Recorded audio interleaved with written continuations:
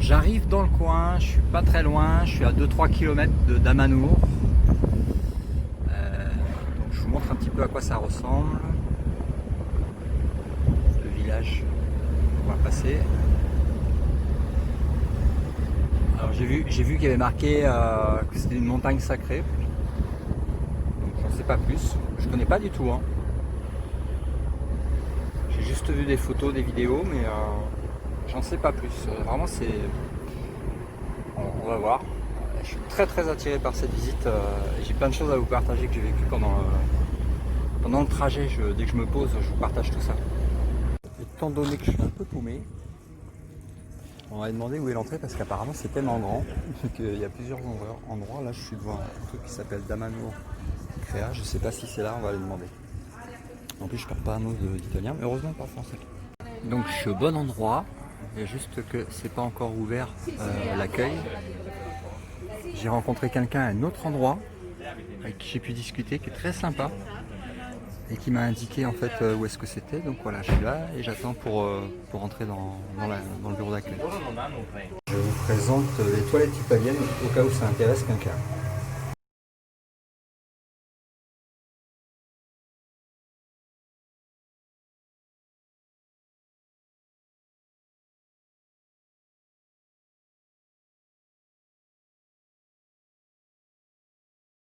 Alors, donc j'ai trouvé l'accueil, j'ai trouvé une place pour dormir ce soir. Je vous présente le lieu magique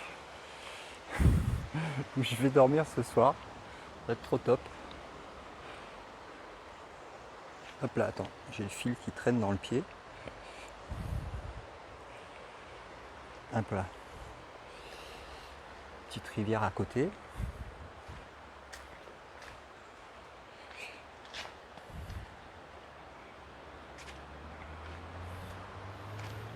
Voilà.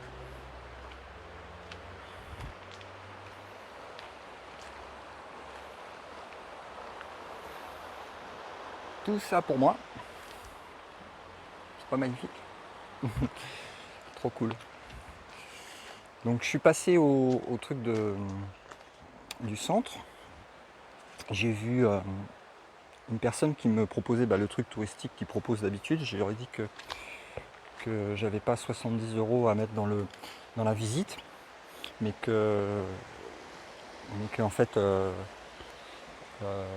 voilà, je pouvais faire autre chose s'ils avaient besoin d'aide ou n'importe quoi. Donc elle m'a proposé en fait une visite après-demain, donc elle va être gratuite. Et puis on va voir. En attendant demain, je vais rencontrer, je pense, des gens du coin. Et puis après-demain, je fais la visite. Donc c'est cool. Tout se passe bien. Ce soir, je vais m'installer là. Qu'est-ce que je voulais vous dire? Oui, je me suis jamais senti aussi heureux depuis qu'en fait j'ai tout lâché en fait. Donc il y a même les endroits en fait que vous voyez en fait comme la maison où je suis actuellement à Breil-sur-Roya, le centre ici et maintenant.